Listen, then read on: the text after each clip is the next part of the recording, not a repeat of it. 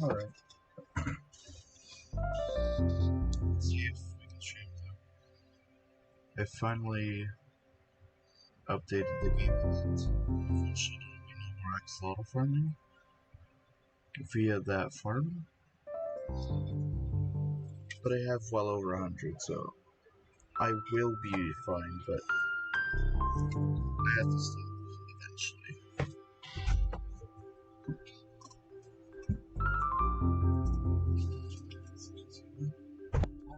Is it just you outside? Hey, bye.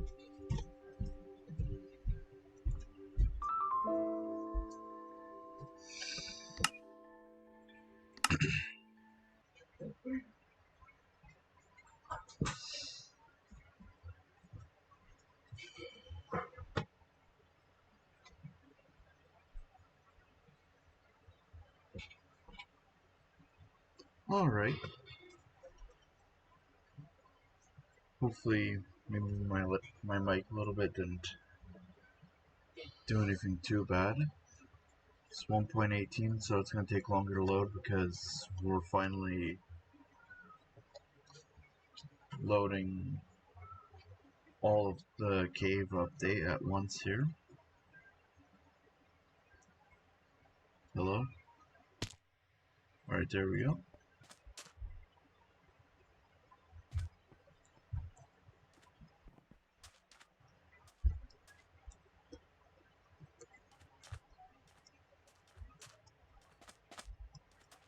So last stream, what I ended up doing is I spent quite some time flattening out this land. As you might be able to see by the color over here, this is some newly exposed sandstone.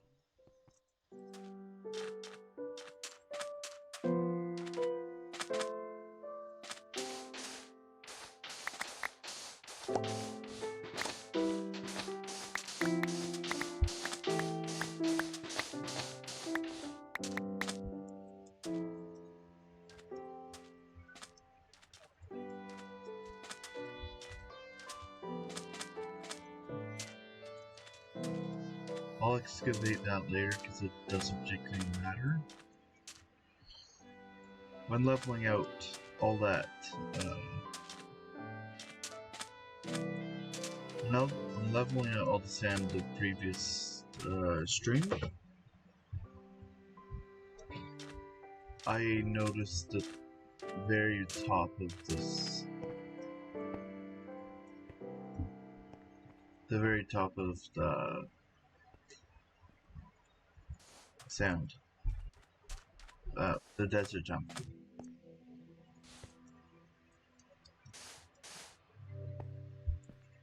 This is the most buried temple I've ever seen, so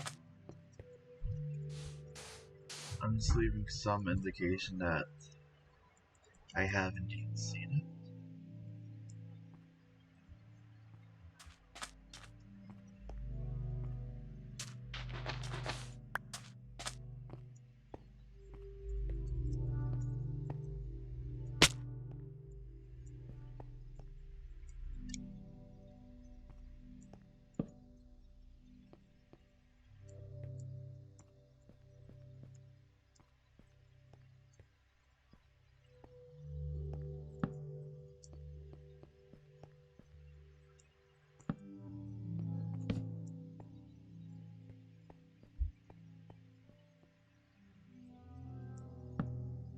Just gonna light it up a little bit, because this might be one of the desert temples I don't go out there and break.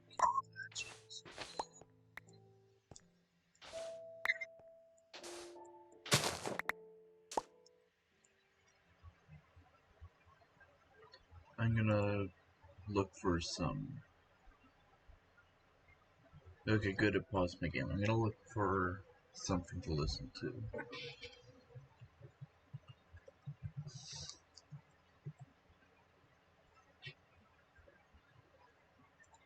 Squill, you fancy son.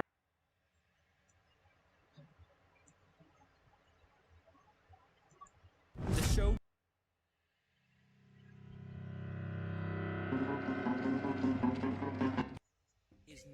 Mrs. Puff. You may think she's just SpongeBob's boating teacher, but you'd be very, very wrong. For years, she's been running from her dark and mysterious past, but it's finally caught up to her. And behind it all is a mastermind who's been secretly controlling her life and psychologically torturing her. If you guys thought my last two theories were mind-blowing, get ready for my biggest conspiracy yet. This is the Mrs. Puff theory. I gotta start off by saying, wow, the reaction to my last two SpongeBob theories has been insane. How does she know? How does she know? Squilliam, you lying, deceiving, who is that handsome young devil? I'm glad you guys are enjoying my ridiculously deep dives into this show. I mean, I have to watch so much SpongeBob and read so much of the Wikipedia to put these theories together, but it's worth it because the writers actually take the time to set these things up. Now, a lot of people have been asking, Alex, how do you come up with these crazy conspiracy theories? Well, I always start these theories by looking for the moments in the show that seem to be implying more than they're letting on. Like I've said before, SpongeBob is a weird show with lots of abstract humor, but I can usually understand the intent the writers had behind a weird joke. But then there's stuff like this. I hope I still remember how to do this. Yeah. And it's so confusing and weird that it feels like the writers are trying to imply something beyond just weirdness for the sake of comedy. And nowhere in the show is there more of these moments than with Mrs. Puff. And once I started looking into it, it led me down the deepest rabbit hole I've ever seen from this show. So, let's begin. Uh-oh, looks like I'm getting hacked by a hacker. I knew this would happen if I got too close to the truth. Well, it's a good thing this video is sponsored by NordVPN. If you're watching this video, then you're on the internet, which means at any moment you could be hacked by a cyber criminal. All of your privacy, all of your personal information, the hackers can get it all. They're probably hacking you right now. What are you even doing watching this video? You have to get out of here. Get the hell out of here! Unless you use NordVPN, a service that can protect your privacy while you're on the internet. You can rest easy knowing all of your communications and personal data are safe when you use NordVPN. And you can even use NordVPN on up to 6 devices. You can also use NordVPN to unlock videos or shows that you would normally only be able to watch in certain countries. Finally, I can watch The Big Bang Theory on Netflix. Here's what I looked like before I used NordVPN. And here's what I look like now. Go to nordvpn.com/AlexBale or use code AlexBale to start a 2-year plan. You'll even get an additional free month. And if you're not satisfied, there's a 30-day money-back guarantee. Now I can finally make my YouTube SpongeBob conspiracy theories without the fear of being hacked. Thanks, NordVPN. Now without further ado, let's begin the theory.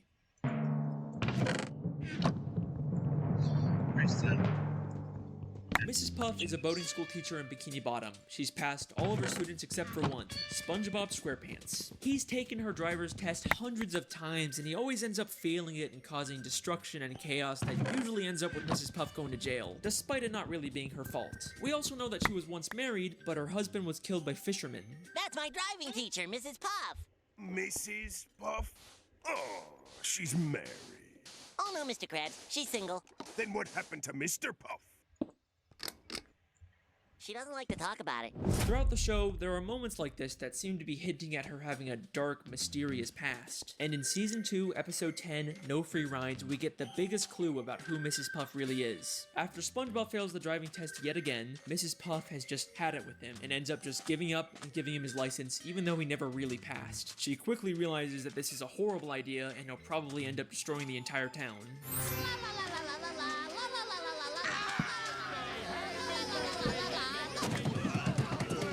So much destruction. This reporter asks, why? Local consensus places the blame on this negligent, selfish driving instructor who... Remember this clip, because it's going to be very important later on. And then she says this insanely revealing line. What have I done? Everyone will know that I let him slide through school. I'll have to move to a new city, start a new boating school with a new name. No, not again. No, not again. Come on, it's like they're just begging someone to make a theory about this. So we now know Mrs. Puff was originally from a different town, she used to own a different boating school, and Mrs. Puff isn't even her real name. There's something in her past that she ran away from.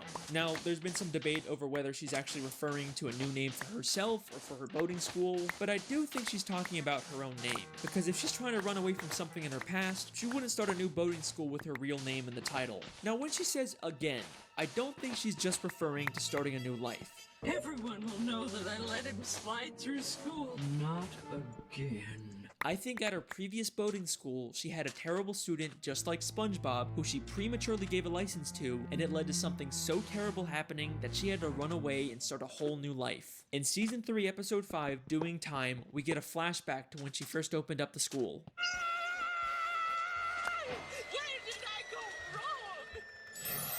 With the opening of my new boating school, I pledge that as long as a student is willing to learn, I shall never give up. Hi, I'm SpongeBob SquarePants. With the opening of this new boating school, let's keep in mind that this is not her first boating school. Maybe the whole reason she's making this pledge now at her second school is because she gave up on a student at her previous school, and that led to her having to run away and start a new life. She's pledging to never make the same mistake again. Now let's skip ahead to one of the newer episodes. Season 12, Episode 21, Lighthouse Louie, where Mrs. Puff has SpongeBob organize all the stuff she keeps in the school's lighthouse. There's lots of interesting things hidden in the background, but the first thing that caught my eye was this file labeled Mrs. Puff. It makes sense for a teacher to have files on all their students, but why would she have a file about herself? But let's remember, she's not Mrs. Puff. That's a fake identity she created, and I'm willing to bet all of her fake identification documents are in this file. Back in No Free Rides, she just gives SpongeBob a license that she already had for him. So she clearly makes these licenses and would probably know how to make fake identifications. But that's not the only hint about Mrs. Puff's past in this lighthouse. There is something in here that directly confirms all of this. As SpongeBob swallows all of Mrs. Puff's junk, we see something very interesting for only a few frames. The arranged boat teacher makes getaway. 10 seasons later, and the creators are still hiding stuff about Mrs. Puff fleeing her old life. It might not look like it at first, but we actually get a ton of new information from this newspaper. This is from the New Kelp Post, which tells us Mrs. Puff originally lived in New Kelp City. Then there's a caption that reads, "Distracts authorities with balloon animals." And do you remember that clip from the beginning? I hope I still remember how to do this. Yeah. So whenever Mrs. Puff makes a getaway or commits a crime, she leaves behind a balloon animal to distract the police. I'm telling you guys, these writers don't just do stuff randomly, they have reasons for everything. And the most damning piece of evidence from this newspaper is actually the picture of Mrs. Puff. Kind of a strange photo, right? We have seen this exact same photo of her before. In the episode No Free Rides, when she imagines what would happen if SpongeBob got his license. Local consensus places the blame on this negligent, selfish driving instructor. This means that this isn't just her imagination of what might happen. This is also her remembering what happened when she lived in New Kelp City and prematurely gave one of her students a license. And I'm willing to bet that the fish reporting the news is the exact same one who reported about her in New Kelp City. Let me explain. We know from the episode Whatever Happened to SpongeBob that reporters from the Bikini Bottom News can also work for the New Kelp City News. But the real reason I think this is because of his hair. In the entire show, we have never seen this fish reporter with hair before. Why would the creators go out of their way to add that detail? Because Mrs. Puff isn't imagining him as he looks now. She's remembering him from years ago when he used to have hair, when he reported about her in New Kelp City. Mrs. Puff has been running from her past ever since, and is now forced to relive her experience with an unteachable student through SpongeBob. But reliving this trauma has pushed her to the point of complete insanity. And trust me when I say that you have no idea how delusional she actually is.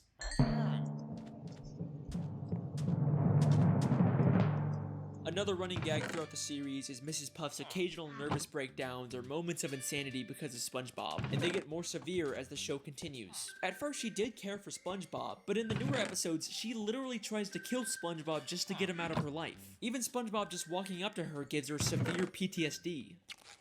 Hi, Mrs. Puff. Hit the brakes! SpongeBob! Watch the tree! Laugh! Wait, Mrs. Puff! We're not driving! But these mostly seem like just one-off moments, and for the most part, Mrs. Puff is still a functioning member of society, right? I'm going to show you that she's actually much more insane and delusional than you may think, and some of the episodes she's in take place entirely in her own head. If we're talking about how insane Mrs. Puff is, there is no better place to start than the episode Doing Time. Once again, SpongeBob fails the boating test and causes destruction and chaos, which leads to Mrs. Puff going to jail. SpongeBob keeps breaking into jail to try and bust her out, but Mrs. Puff actually prefers being in jail over teaching him. We actually get another interesting line about Mrs. Puff's past in this episode. Okay, you can do this, Puff. You can get through this without losing your sanity. Oh, that's a road we don't want to go down again. So we know that Mrs. Puff has lost her sanity insanity in the past, probably from her previous terrible student. But it seems like she's recovered since then, except in this episode she has a complete mental breakdown. SpongeBob keeps appearing in impossible places until she gets thrown into solitary confinement, where each wall of the room transforms into a giant SpongeBob face. And then the episode ends in a way that's so weird and confusing that it rivals the infamous gorilla episode ending. As Mrs. Puff freaks out, she's suddenly transported back into the beginning of the episode when SpongeBob was taking the test. Except this time, SpongeBob gets arrested instead of her. Help! Help! No! This is not a good time! No! I can't believe it. It was all a dream. I'm not going to jail. Why would you go to jail? You already did your time.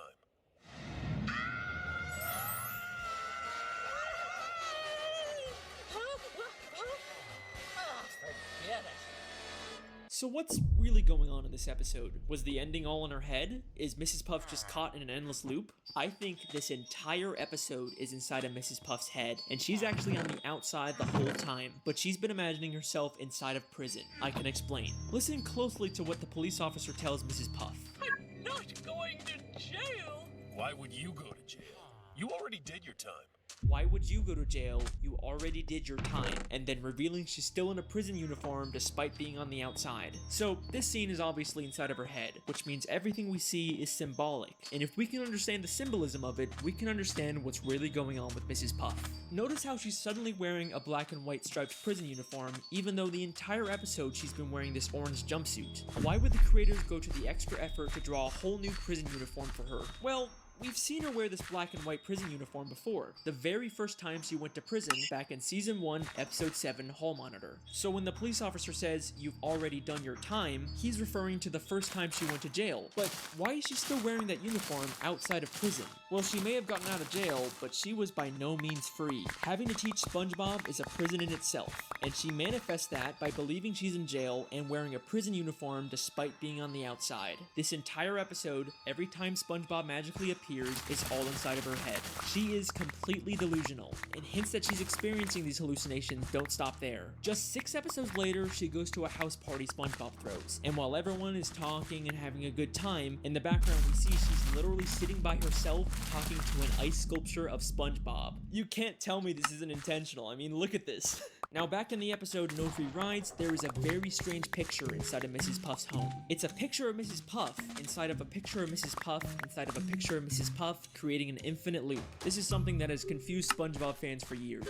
But like everything in the show, there is a reason for it being there. One of the SpongeBob storyboard artists actually called it the biggest mystery in the entire show. If you think about it, this is just like the end of Doing Time, where she's stuck in an infinite loop of SpongeBob failing the driving test. Because it's all symbolic of what her life is. Just an endless cycle of SpongeBob taking the test and failing, and no matter what she does to try and escape, she always ends up back in the same place at the end of the episode. So this picture is another symbolic manifestation of what she's feeling. We even see another one of these pictures all the way in Season 9, Episode 5, Bumper to Bumper. This is something that the show is consistently alluding to. Mrs. Puff is an unreliable narrator, and anything we see with her could potentially all be inside of her own head. In fact, I believe I found another episode that takes place inside of her head. In Season 9, Episode 17, SpongeBob Long Pants, SpongeBob goes to a different boating instructor and actually gets his license. But as soon as he does, we briefly cut to Mrs. Puff waking up. You pass. I finally got my driver's license!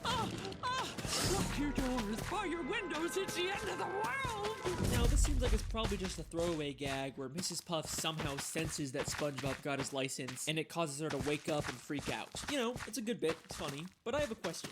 If the joke is that she's supposed to be waking up at the exact time SpongeBob gets his license, how come she wakes up at night when SpongeBob clearly gets his license during the day? Because this entire episode actually takes place inside of Mrs. Puff's head, and this is the only part of the episode in the real world.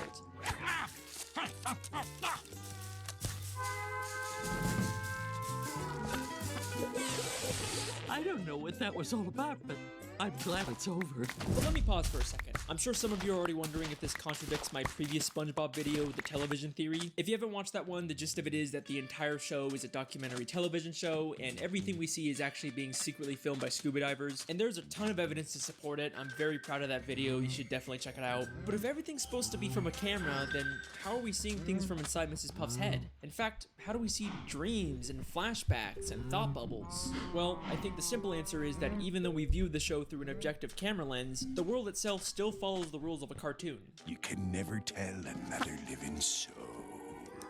Wait, hold on! What's that? My pen is out of ink. Plankton! You'll never get me formula, not even in a flashback. In the world of SpongeBob, you can imagine something and other people can still see, record, or interact with it, because that's just how cartoons work. Back to the theory, we know that her insanity has caused her to live a life of delusion, but if you remember back to the Lighthouse episode, she's also become an extreme hoarder, and looking at her collection of junk is like a look directly into her mind, so there's gotta be something we can learn about her from it. There's a picture of her boyfriend, Mr. Krabs, the hall monitor belt she gives her students, the mean drawings her students make her, SpongeBob's diary, a boating safety helmet. Wait, SpongeBob's diary? Why does she have SpongeBob's diary? The last time we saw that, it was safely put away in SpongeBob's library. What's it doing in her lighthouse? And why does she have Squidward's painting? And a table from the Krusty Krab? And SpongeBob's bike? And Squidward's teddy bear? And the hair curlers Mr. Krabs had? And that statue of Squidward? And that diamond ring? And that crown? And that bucket of radioactive waste? And that jellyfish sign? Oh my god. Mrs. Puff is a kleptomaniac. Mrs. Puff has been stealing from everyone in Bikini Bottom. I can even prove that her pet snail from season 3 episode 19 was stolen. My snail is up a tree. I've had her since I was a little girl. No! You've had that snail since you've been a little girl, huh? Then how come that is the exact same snail Squidward had 4 episodes ago in the Great Snail Race? I wouldn't let Snelly here play with that mongrel mutt. She's a purebred. See, she even has her own papers. He even has her paperwork. Mrs. Puff clearly stole the snail from Squidward. But why the hell would Mrs. Puff steal all this other junk? What possible use could she have for any of it? We could find the answer to that question by looking at this green hat and this purple jacket. These were gifts Mr. Krabs bought her on their first date, but she ended up feeling uncomfortable receiving them and gave them back to him. I'm afraid I just don't feel comfortable accepting all these gifts. Except apparently she's not too uncomfortable to steal them back afterwards, so clearly Mrs. Puff isn't stealing this stuff because she wants to use it. She just steals for the thrill of it. Maybe stealing things is her way of coping with the insanity of her everyday life. And remember, this isn't the first time she's gone insane. You can get through this without losing your sanity. Oh, that's a road we don't want to go down again. In fact, I have reason to believe that she started stealing things way back whenever she first went insane. I hope I still remember how to do this. I don't think she's just talking about remembering how to make balloon animals. She's probably also referring to remembering how to steal a boat. And if that's not enough for you, in a SpongeBob comic book, she actually admits that she used to rob banks, and she wears the exact same ski mask. Mrs. Puff lives a completely delusional and miserable life, all because she has to teach SpongeBob how to drive. It's led her to steal from the people she cares about and completely disassociate from reality. But that begs a very important question. If SpongeBob is causing her life to be so miserable, then why does she even keep teaching him? After all the destruction and pain he's caused, she'd totally be justified to expel him, right? I mean, she will literally try and kill him so she doesn't have to teach him, but for some reason she can't just expel him. It's almost like there's someone forcing her to teach SpongeBob.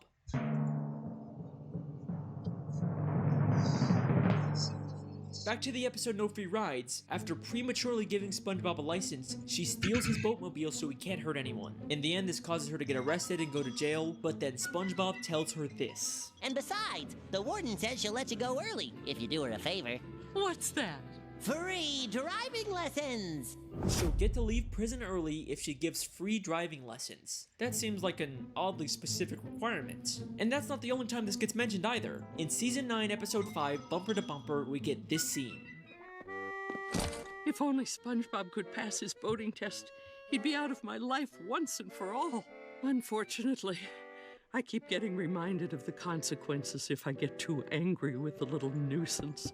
Consequences? Are you telling me that if she refuses to teach SpongeBob specifically, she'll be violating her parole and get sent back to jail? Why does the prison even care if Mrs. Puff teaches SpongeBob? Is it just part of some weird community service? But things start to get really suspicious at the end of Season 7, Episode 5, Summer Job. Once again, Mrs. Puff ends up in jail, but this time she's forced to go to a prison boating school. Oh, wow! A driver's education class! Good day, class! I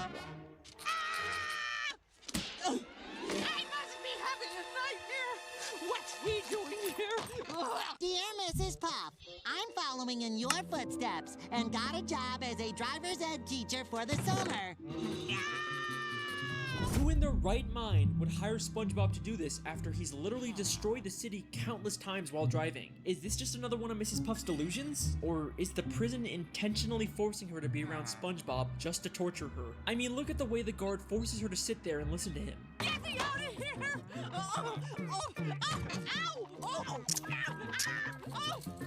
And look at that evil smile he has as he watches her endure this torture. There is something very strange going on with this prison. Then, in Season 10, Episode 8, The Getaway, Mrs. Puff meets a criminal named Dorsal Dan and starts to get romantic feelings for him. This is also while she's still dating Mr. Krabs. Shame on you, Mrs. Puff. At the end of the episode, they both accidentally land in prison, and the warden puts him in solitary confinement. Warden, I found this one pulling up outside the prison. Dorsal Dan, the notorious getaway driver. Toss him in the clink. I'll wait for you, my little tenderfoot. In or out of jail, this prison will stop at nothing to make sure she is alone and miserable. But why?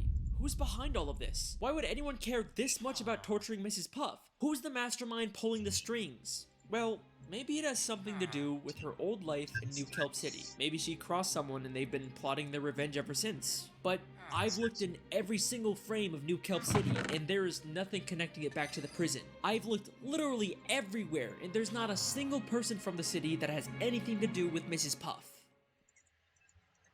Well, I mean, maybe except for the literal warden of the prison she's being kept in! He may be hiding slightly off screen, but that is clearly the same warden of the Bikini Bottom prison. And this isn't some random background character that the show reuses all the time. He is a very distinct character. You can call me out on the Squilliam video all you want, but not this time. But wait a second. If the warden was originally from New Kelp City, then he'd probably know about Mrs. Puff's dark past and her true identity. So why hasn't he exposed her? He's just kept quiet about the fact that one of his inmates is living a completely false identity. She'd probably even get more prison time when they find out who she really is, so why hasn't he said anything? This is where things get very interesting. So, we know Mrs. Puff prematurely gave a student at her original boating school a license, and that led to them causing chaos and destruction. Maybe this student accidentally did something terrible to the warden, and he's blamed Mrs. Puff ever since. Whatever happened was so terrible that it caused him to move to Bikini Bottom and get a job as the warden of the town's prison. And to his surprise, he finds out that one of his inmates is actually the person he blamed for that terrible thing happening. This works out perfectly for him. He can finally get his revenge on Mrs. Puff by making her life miserable. All he has to do is reveal her dark secret, and she'll be stuck in jail for much longer. Except for one small issue with his plan. Mrs. Puff actually likes being in prison. One day down, 2,528 to go. Oh, that's just shy of 4 years without SpongeBob. I'm going to enjoy this. So, he comes up with a new plan. Keep Mrs. Puff secret and let her out of prison early, but only under the condition that she has to teach SpongeBob. He's literally turning her normal life into a prison. And he makes sure going back to prison to avoid SpongeBob isn't even an option for her anymore, because he'll make sure that SpongeBob is always in there with her. And he's not gonna let her escape and start a new life like she did in New Kelp City. He makes sure to give her an ankle bracelet that doesn't let her leave Bikini Bottom. I can't even leave town without violating my parole. He is the mastermind who's been controlling everything this entire time. But guess what? His insidious plan doesn't even end there. This is not the first time we've seen the warden character. We first see him in Season 4, Episode 2, Krabs vs. Plankton. In this episode, Plankton slips on some water in the Krusty Krab and decides to sue Mr. Krabs for everything he owns. And then guess who shows up out of nowhere and offers to be Mr. Krabs' lawyer? What I really need is a good lawyer. Whoa, did somebody say lawyer? Richard A. Bottomfeeder, attorney at law. I couldn't help but notice that despicable display. Richard A. Bottomfeeder, the warden of the Bikini Bottom prison, is also apparently a lawyer?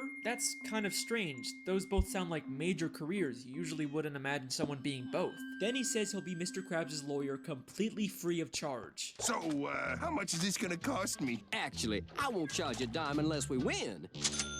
Well, that's awfully generous of you, Richard. He seems very confident that he can win the case, but right before he goes to court, he slips on some water and says SpongeBob will have to be Mr. Krabs' lawyer now. Oh, this is gonna be a slam dunk. Oh no! Mr. Krabs' lawyer, speak to me! Wrapped with pain, can't move. Looks like you're gonna have to handle this one, son. He tells SpongeBob that he has to represent Mr. Krabs, even though he himself called SpongeBob a liability. Actually, SpongeBob, we won't be needing any testimony from you. Why, you'd be more of a liability than an asset. But it's okay, because apparently all SpongeBob needs to win is inside of Richard's briefcase. Everything you need to win is in this here case. Really?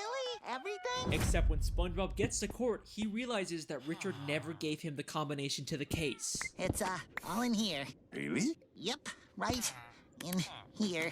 Is there a problem? Your lawyer didn't give me the combination. Either Richard A. Bottomfeeder is the worst lawyer in history, or this is all part of his elaborate plan to ruin Mrs. Puff's life. Here's what I think happened. First, he finds out that Mr. Krabs is being sued, and he wants to ensure that Mr. Krabs loses the case because he wants to destroy any chance Mrs. Puff has at finding love. So he pretends to be a lawyer, even offering his services for free, something Mr. Krabs can't resist. He makes Mr. Krabs feel confident that they're gonna win the case, and then at the last second, he pretends to get into an accident so he can't represent Mr. Krabs. Instead of finding a real lawyer to replace him, he tells the most incompetent person for the job, SpongeBob, that he has to be Mr. Krabs' lawyer, and he gives him a case that allegedly has all the answers in it without actually giving SpongeBob the combination, setting him up for a total failure in court. Richard A. Bottomfeeder refuses to let anyone get close to Mrs. Puff, not Dorsal Dan, and not Mr. Krabs. This guy has squillion levels of hate for Mrs. Puff. But why? What exactly did her previous student do that warrants this much torture? It can't be something as simple as him or his property getting damaged. It has to be something life-changing, something like losing a loved one because of the student's reckless driving. And I think the show gives us one last hint about who this might have been. All the pictures of Mrs. Puff's house are very meaningful to her. She's got photos of Mr. Krabs, her pet snail, and of course those infinitely looping photos that told us so much about her mental state. But there is one more photo in this house that might be the key to this entire conspiracy. In season 12, episode 14, Plankton's Old Chum, we see a photo of someone we've never seen before on Mrs. Puff's wall. There's some surprising similarities between this character and Richard. The green color, the red bow tie, the overall fancy, serious appearance. It clearly isn't the same person, but maybe this is someone related to Richard, like a father, a son, or a brother that Mrs. Puff's former student killed. And the reason she keeps a photo of him up is to have a permanent reminder to never make the same mistake of giving someone a license who doesn't deserve it. Mrs. Puff is a boating school teacher who once made a terrible mistake that led to the loss of her business, identity, sanity, and any chance at finding happiness. I like to think that there used to be a time when she was happy, back when her husband was still alive. If only he was still around today, maybe she wouldn't have to face all of this on her own. Thank you for watching, everyone. I hope you enjoyed. Is what I would say if I was done, except her husband is still alive. Woo! Let's do this! In the SpongeBob movie, SpongeBob and Patrick travel to a gift shop named Shell City that's full of dead fish turned into knickknacks and ornaments. Except they end up setting off the smoke detector, which activates the sprinkler system and brings all the dead fish back to life, including a very familiar looking pufferfish hanging from the ceiling. Mr. Puff is alive. Well, wait a second. If he's alive and he escaped, then why hasn't he gone back to Mrs. Puff? Why is she still alone? Because remember, she ran away from their home in New Kelp City and started a new identity. So sadly, Mr. Puff has no way of finding her. The tragedy of Mrs. Puff's story is that her happiness is just a city away, but she can never even leave town because that would violate her parole. Richard A. Bottomfeeder probably even knows her husband is alive and is making sure they're never reunited. As the name says, Richard really is a bottom feeder. This video took a ton of time and effort to do all the research for, so I really hope you guys enjoyed. Thank you for watching, and thanks to NordVPN for sponsoring this theory. Go to nordvpn.com/AlexBale or use code AlexBale.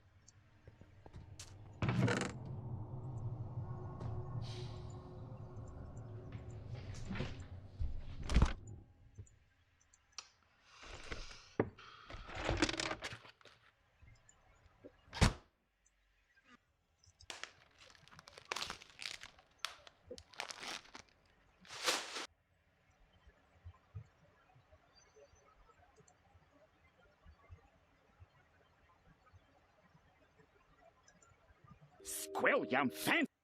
The show SpongeBob SquarePants is not what you think it is. There is a secret group. Alright, so this time, instead of ending with the big twist, I'm just gonna open with it. The Flying Dutchman is the ghost of Patchy the Pirate. This is a claim that makes absolutely no sense. They look different, they act different, and most importantly, Patchy the Pirate is alive at the same time we see the Flying Dutchman. It would be impossible to prove that they're the same person, right? Well, you know, I like a challenge. This is the time-traveling ghost pirate theory. It's the Fletcher. You mean the big tentacle monster in my basement? Yeah, How do you know about that? I have one too. What? So, when you say you have a muse, you mean you also have a creepy monster thing in your basement giving you SpongeBob theories?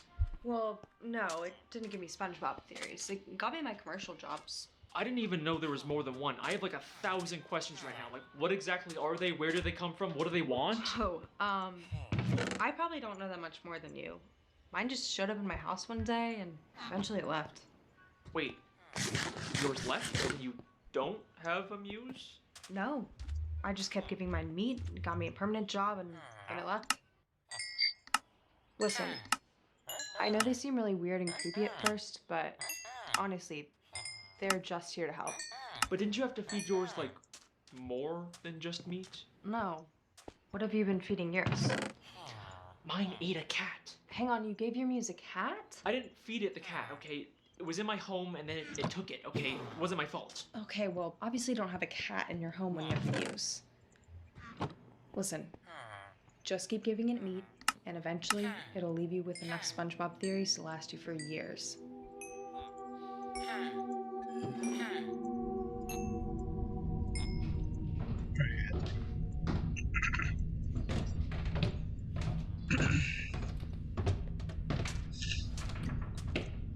Hey, so I've been thinking about things and I'm willing to continue our relationship, but things have to be very different this time. No more eating living animals, let's just stick to the store-bought meat, okay?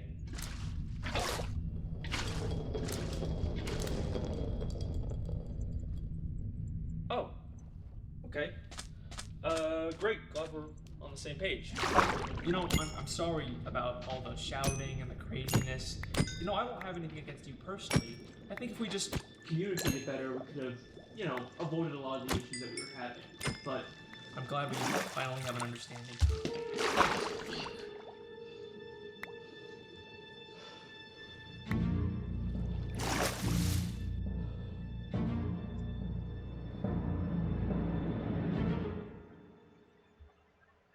All right, the time-traveling ghost pirate theory. That's the real title we're going with? Sure, fine, whatever. Now, before we begin, I just want to say how thankful I am for all the support on these SpongeBob theories. These videos have, definitely changed my life. So, to give a little bit back to the community, today I'd like to support a small independent company out there that you've probably never even heard of. That's why today's video is sponsored by a tiny little indie game called Raid Shadow Legends! Raid Shadow Legends is the most intense... Oh, I don't get paid! Okay, I'm trusting you. I guess we can start the video now.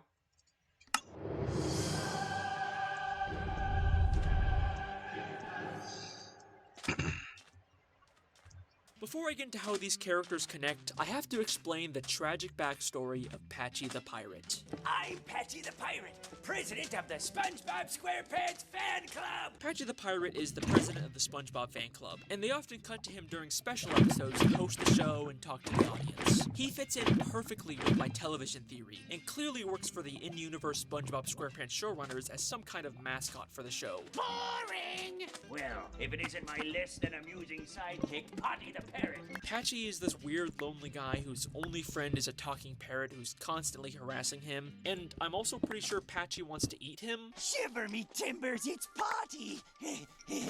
I wonder what parrot tastes like. But that's not what this theory is about. If you rewatch all the episodes with Patchy, you start to notice a bit of a disturbing development with his character. Patchy has devoted his entire life to SpongeBob, but that devotion is very one-sided, and the more time that goes on, the more resentful Patchy becomes of SpongeBob. In the season 3 episode Party Pooper Pants, Patchy throws a house party and tries to invite SpongeBob, but he doesn't show up. Say, you didn't bring SpongeBob with you, did you? Gee, I sure hope he got his invitation. I'd sure like to go to this party, but I can't read the invitation. But Patchy doesn't really seem to be that upset about it. Ah, well. But then things start to take a turn in the episode The Sponge Who Could Fly. Patchy follows a map and goes on a crazy adventure to find the legendary Lost SpongeBob episode, and after finally getting it, this is what plays.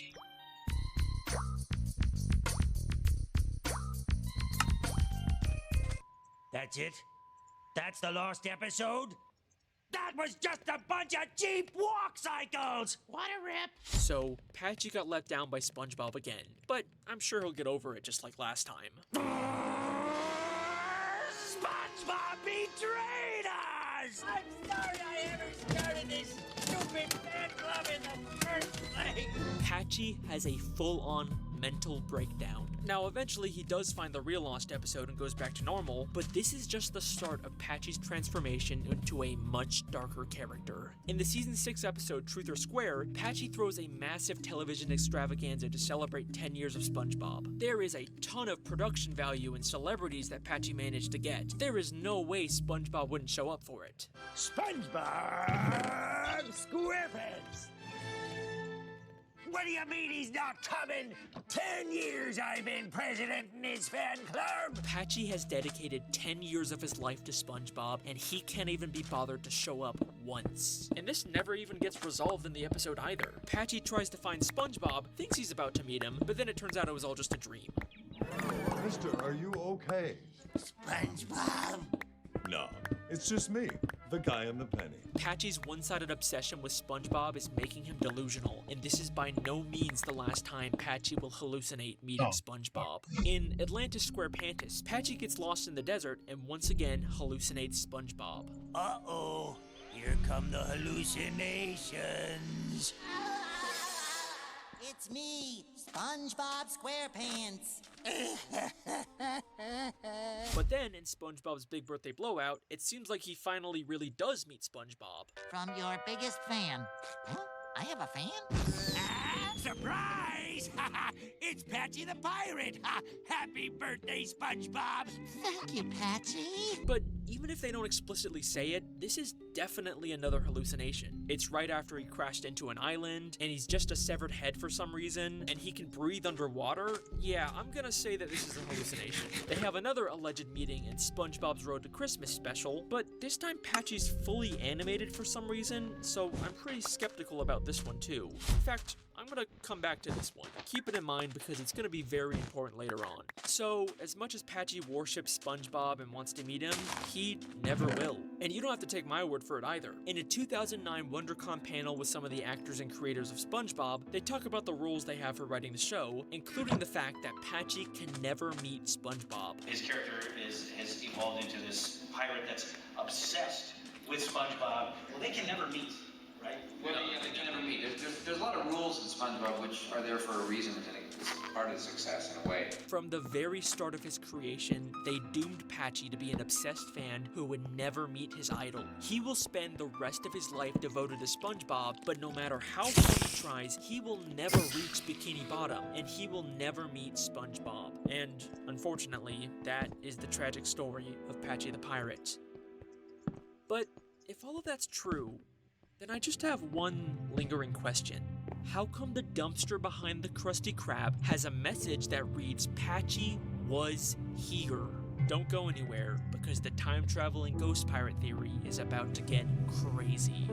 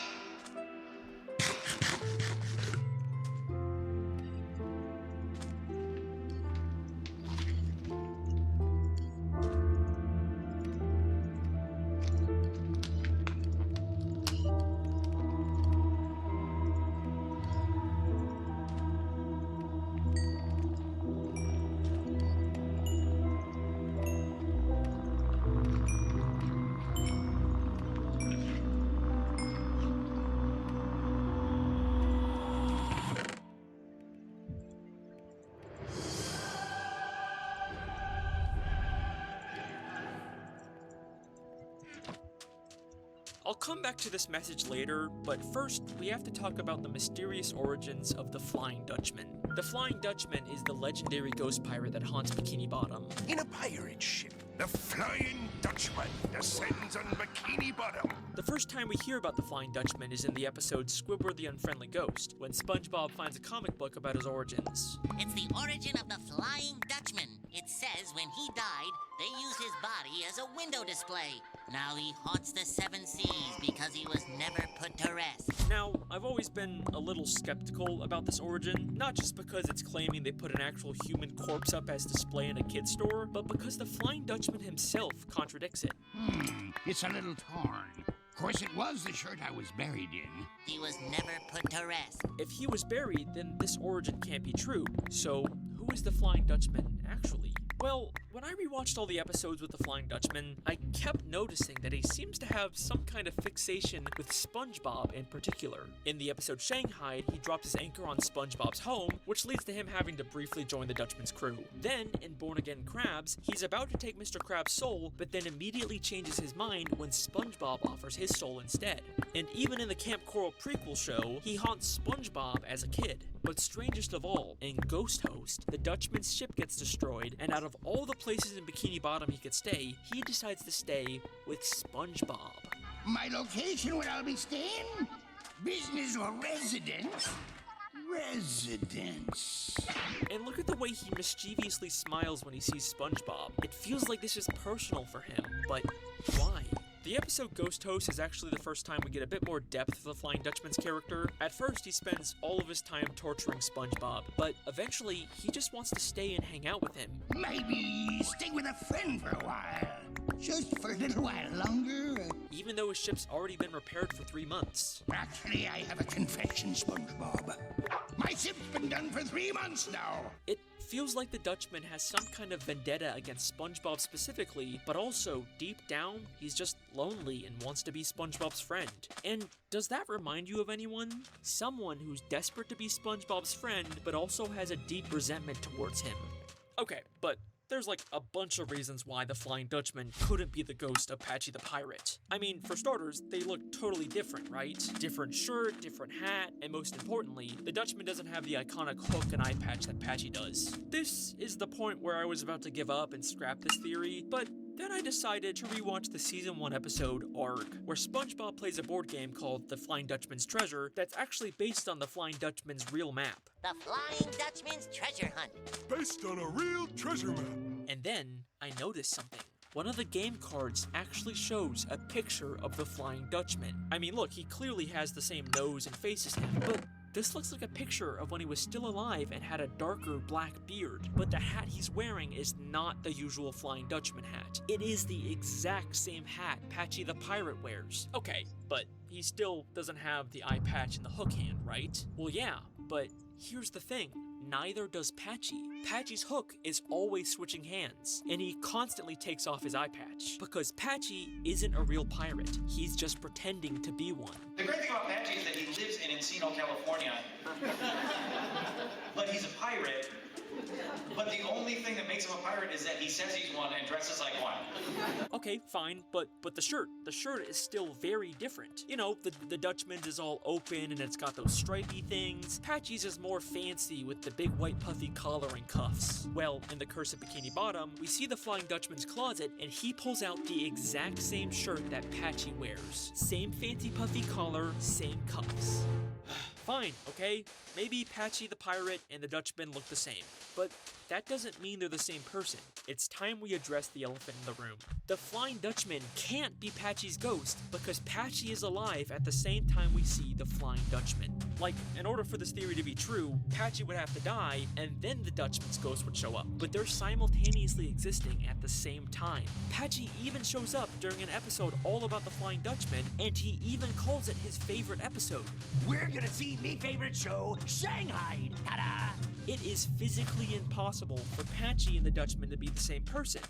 Or is it? Things are about to get stranger.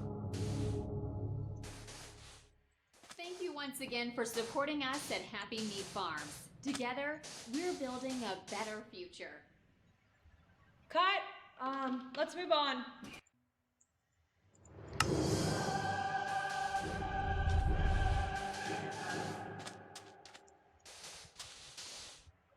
rewatched all the episodes with the Flying Dutchman, I noticed something strange.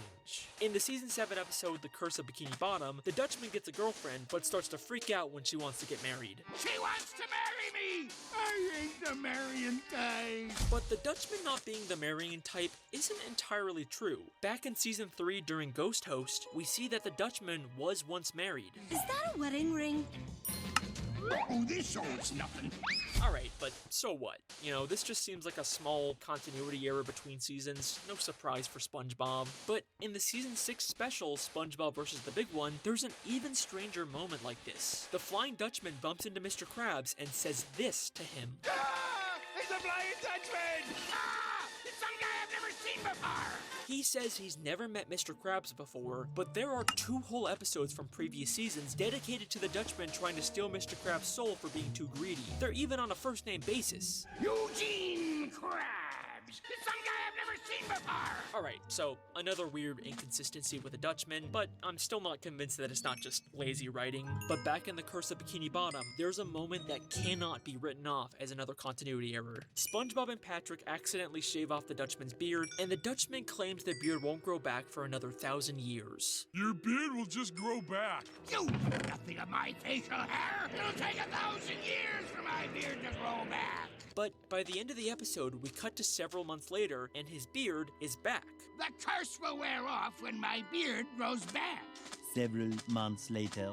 She wants to marry me! It's not like this is just some plot point they forgot about between episodes. This, several months later, is in the same episode where the Dutchman says the beard takes 1,000 years to grow back. It'll take 1,000 years for my beard to grow back! Several months later. Why the fuck would they include this line if they were just gonna contradict it a few minutes later in the same goddamn episode? They even blatantly mention that it's several months later twice, as if they're trying to make you realize how inconsistent it is. Several months later. Well, here we are several months later. So, what does any of this mean? Why are the writers of SpongeBob intentionally making the Flying Dutchman as inconsistent as possible? Well, the only way that this makes sense to me is if we're seeing the Flying Dutchman non-chronologically. And by that I mean, the Flying Dutchman is time traveling.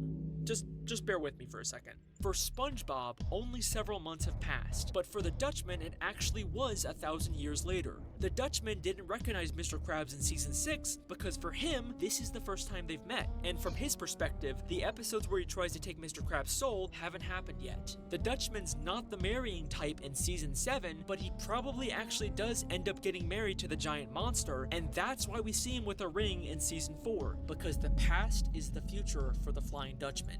Whoa.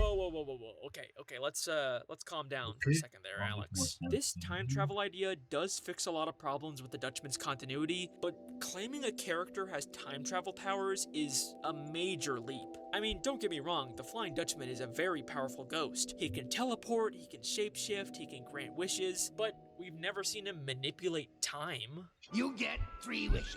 Wishes? I wish we had known that earlier.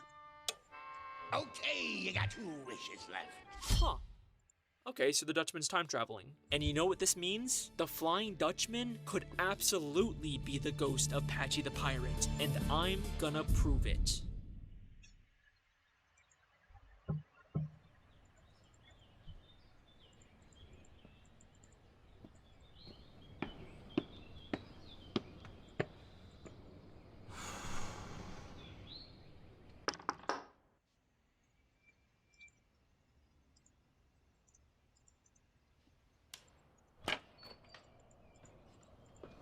Hey, Alex. What's up? Hey, Wes. Sorry for just barging in on you like this. I was actually wondering maybe if you want to watch my new SpongeBob theory, maybe give me some feedback. Dude, yeah, absolutely. I love those videos. Come on in, man. How's the film thing going? Oh, you know, funding's a nightmare. Sure you figured it out. So just give it a watch. Tell me what you think. And is it cool if I use your bathroom? Yeah, no problem. It's just right through there. So cool. I guess enjoy. Alright, so this time instead of ending with the big twist, I'm just gonna overlook it. The Flying Dutchman is the ghost of Patchy. 35 more sex.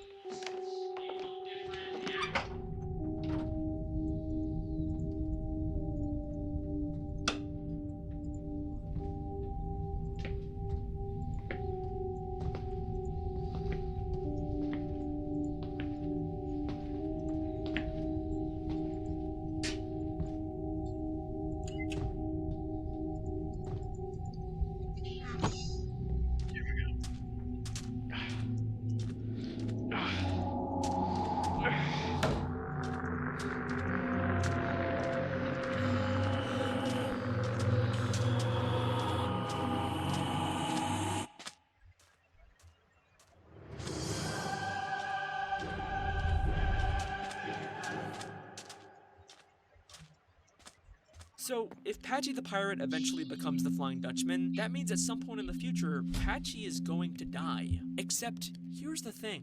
I think Patchy is already dead in present day, and we have already seen his death on screen. Remember that Christmas special I told you would be important later on? It's the season 13 episode SpongeBob's Road to Christmas, and as of recording this, it's the latest episode in the SpongeBob timeline. SpongeBob does meet Patchy in this episode, but for some reason he's fully animated instead of using the usual live action style. Ahoy, SpongeBob and Patrick! It's me, Patchy the Pirate! It honestly feels kind of creepy for some reason, especially since the creators themselves said that Patchy could never meet SpongeBob. Well, they can never meet, right? Well, yeah, they can never meet. Is it possible that this isn't the real Patchy? Well, the last time we saw live-action Patchy was in SpongeBob's Big Birthday Blowout, and that episode ended with him being fired out of a cannon and crashing into an island.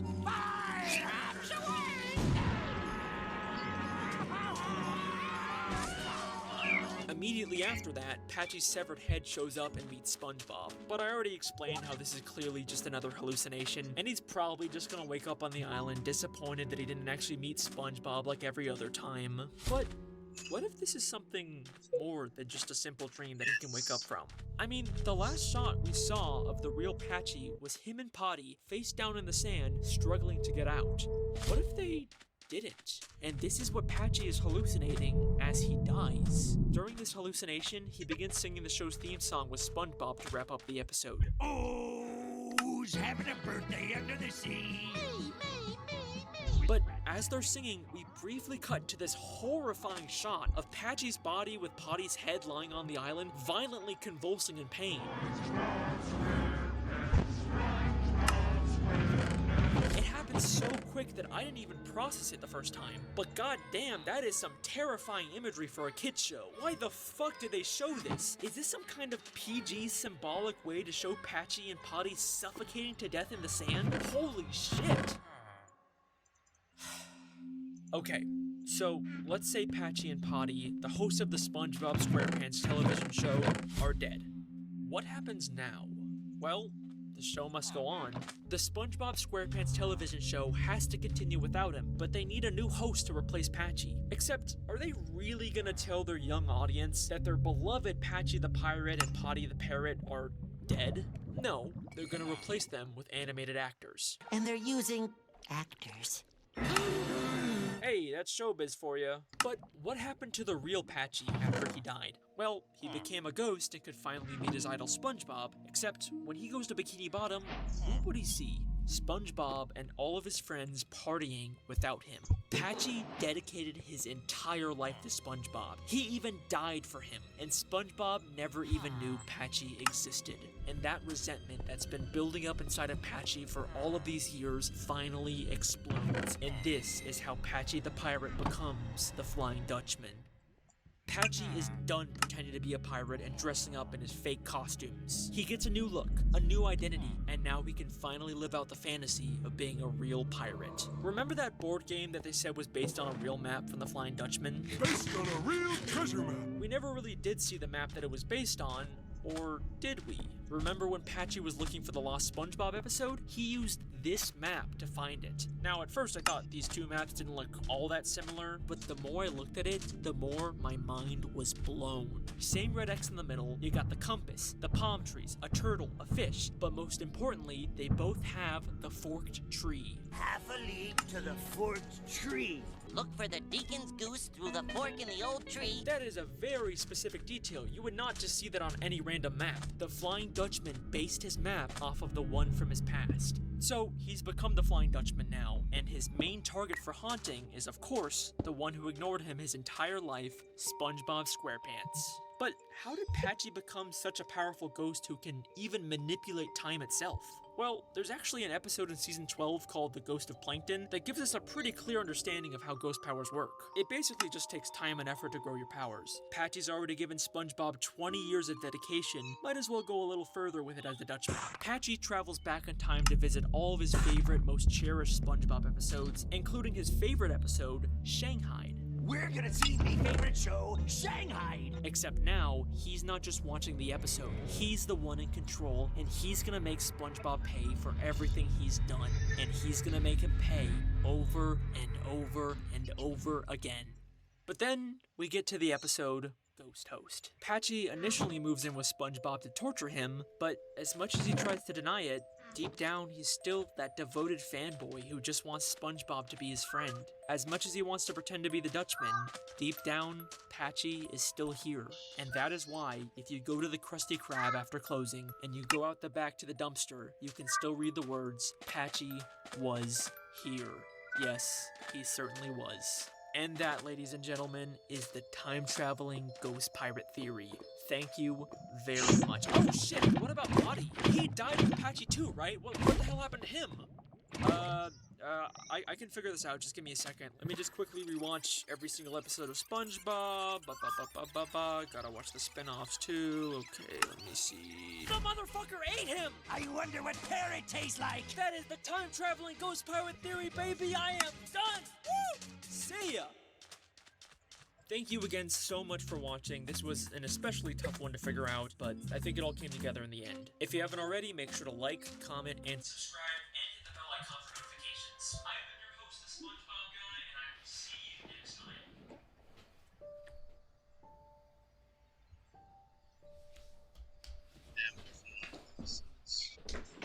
time. Hey, Alex. I finished the theory. Pretty good stuff, man. You doing okay in there?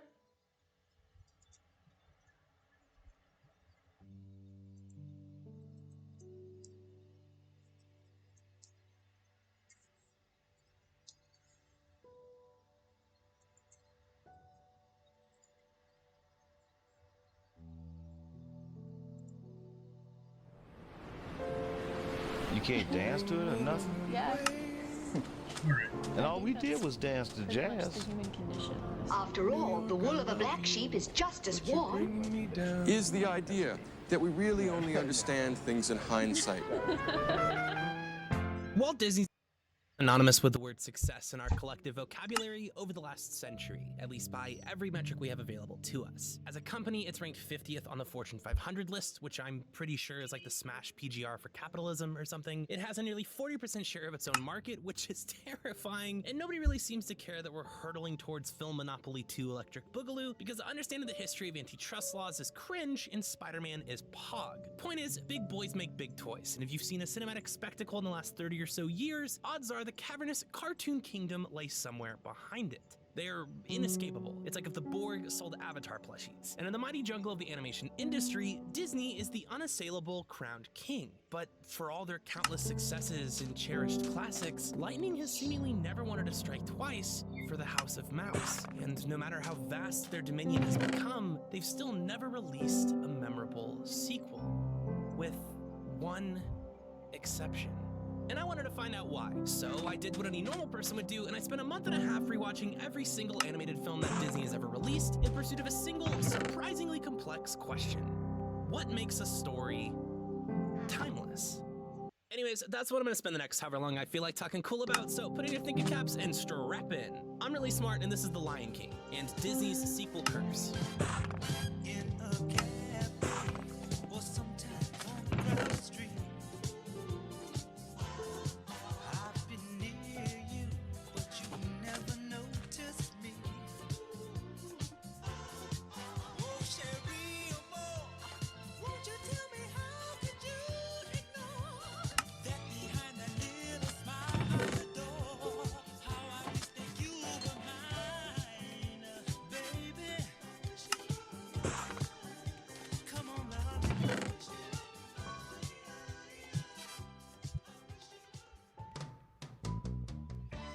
Before we talk about the big LK, we gotta talk a little bit about the studio's history, and there's no better place to start than with a Teflon Don himself, Walt Disney. Walt Elias Disney was born in Chicago in 1901, and by the time he was 4, he'd already developed an extraordinary vocation for art, even being paid by a retired neighbor to draw his horse for him in Marceline, Missouri, where Walt's family had moved to in 1906. He quickly began copying the drawings on the front pages of his father's newspapers, and not long after that, he would become appointed as the illustrator for his own school's weekly gazette. Walt was on the fast track to pursuing a career in the visual arts, and everybody knew it. Everyone except Walt, that is, because no sooner did he accept his position as a cartoonist than he volunteered for the US military to help in the fight of World War I. After his application was rejected due to him being too young, Walt forged his own documents, reapplied, and was promptly shipped away to France with the Red Cross, where he would draw cartoons on the side of his ambulance and even make it into the military's own newspaper, Stars and Stripes. It had become abundantly clear by this point that no matter where in the world Walt could go, art would surely follow. So upon his return from the war, he took up a job as an apprentice artist at Eastman Rubin Commercial Art, where he'd soon befriend a fellow employee by the name of Oob Ewerks, the eventual creator of Mickey Mouse. After a couple layoffs and a floundered startup, Disney decided to enter the world of cell animation by selling short cartoons to a local theater called Laugh-O-Grams. Walt had long nurtured an interest in old fairy tales, particularly Aesop's fables, and he felt the best way to take the young medium forward was to reach far, far into the past. So the first 6 Laugh-O-Grams ever produced were re-adaptations of bygone fantasies. The success of the Laugh-O-Grams led Walt to establishing Laugh-O-Grams Studios, where he hired his first staff, Hugh Harmon and Rudolph Ising, the eventual founders of Warner Brothers and Metro-Goldwyn-Mayer Animation, and of course, his old friend Oob Ewerks. The company quickly went bankrupt, producing a 12-minute-long animation reel of Lewis Carroll's Alice in Wonderland. But after Walt traveled to Hollywood to visit his brother Roy, who had been recovering from tuberculosis there, he got a call from New York that would change the entire course of cinematic history forever.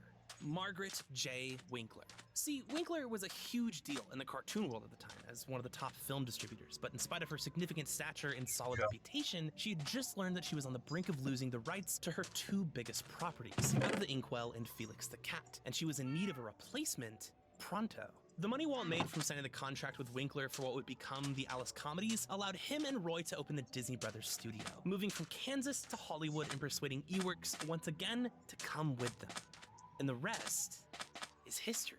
In 1926, Disney Brothers reincorporates as Walt Disney Studio. In 1928, after losing their contract for Oswald Lucky Rabbit, Disney links up with composer Carl Stalling to create the first synchronized sound animation, featuring Ewerks' new character, Mickey Mouse, in the now iconic short Steamboat Willie. A year later, Mickey becomes the most popular cartoon in the country. In 1932, Disney signs a contract with Technicolor to utilize a new 3-strip color process. The first Silly Symphony short to follow, Flowers and Trees, becomes a meteoric success, along with the 3 Little Pigs released the following year, even having its theme song, Who's Afraid of the Big Bad Wolf, chart as a hit single. And their colorful scenes, supported by Walt's innovative storyboarding, creates a massive deluge of cash for the company.